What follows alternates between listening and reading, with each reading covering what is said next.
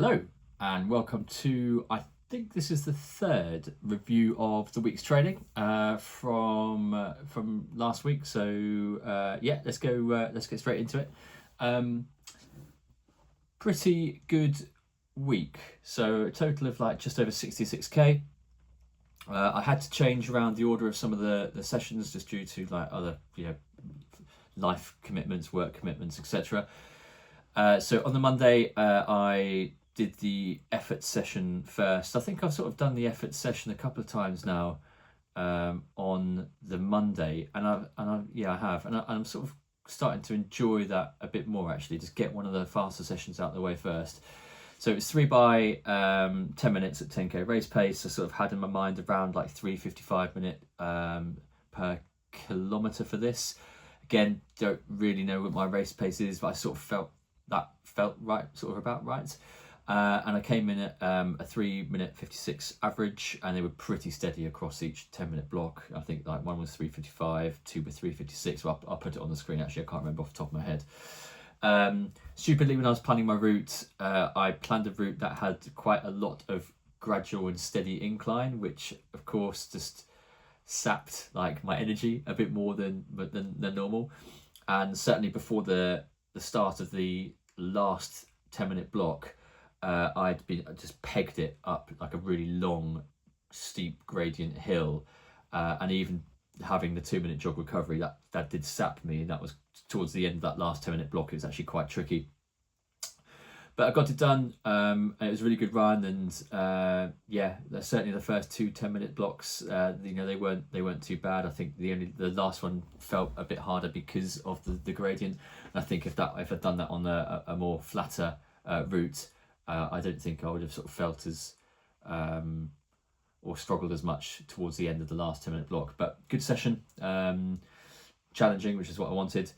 I had Tuesday off. Next session then was the tempo session, so a bit of a warm up, 8k at tempo, which sort of had around like 4 minutes 10 per kilometre, and then a warm down.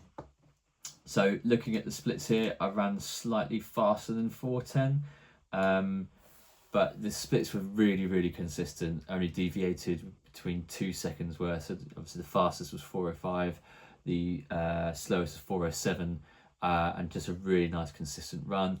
Didn't feel like I was working too hard, to be honest with you. It was nice and controlled. Felt like I could keep going a bit longer. So yeah, that was positive. The 8k easy and strength and conditioning I combined on the same day. What did I say on here? My left shin was a bit tender. I think it was my right shin actually. But anyway, one of my shins was feeling a bit tender. So this was just, getting the miles done. Nothing really much to say about here. Slow average pace. I didn't do the full 8 because of just where I was near the gym. The loop just worked out to be just over 7k, so I just left it like that. And then strength and conditioning was pretty light because I knew I was doing 30k on the Saturday.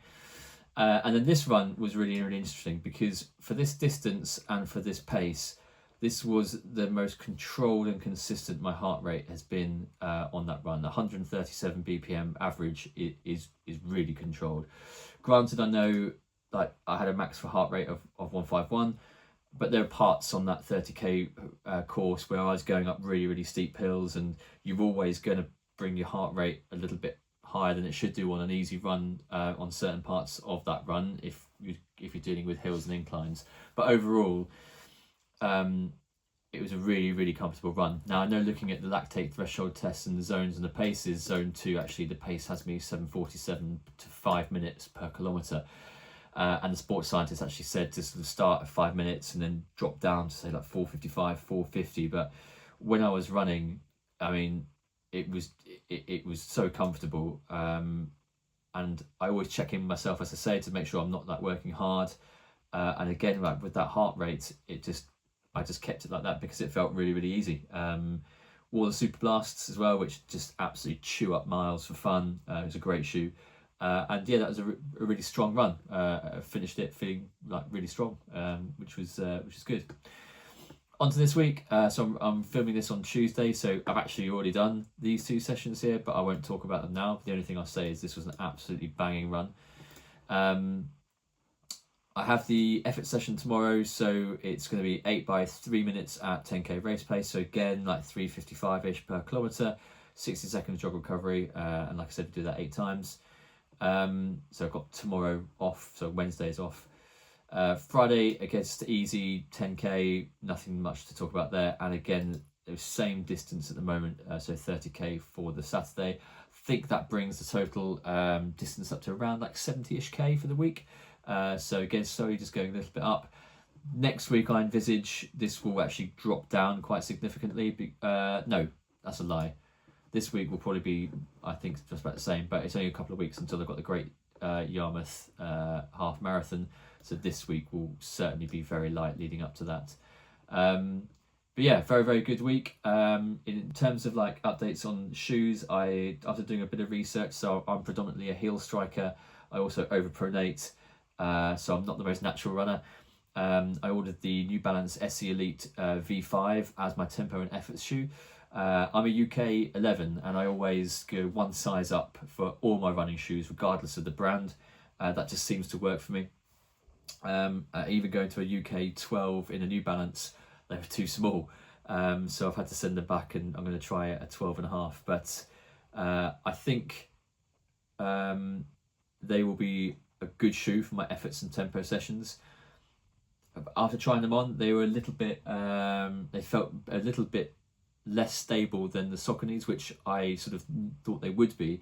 But over the sort of shorter distances, I think that's fine. Taking that shoe potentially like to a half marathon and above, for me, might be a little bit too much. So I will stick with the Saucony Endorphin Pros for like the long distance race shoes. But as I've been using the Sauconys for my tempo and efforts so far, you can see now, potentially if this picks up on the camera, all of this is like with the heel striking, so all the grips won there, and the rubber's now starting to come off. So there's not too much time that I've got left in those shoes anyway. And I don't know, I need to buy a new pair for the race days anyway. But yeah, so that's where we are. It'll be interesting to see how the New Balance hold up, or how they perform, I should say. And yeah, hopefully we'll have another good week. So far, like the training block's going remarkably well. Definitely in the fittest shape I've ever been. After like the session yesterday and the previous ones the week before, I feel like I'm definitely in a sub 40 10k shape, and that's something I've never trained for before. So yeah, it's all going the right way, and yeah, long may it continue. So I'll film the next video after this week's training, and yeah, we'll review that next week. Thank you very much.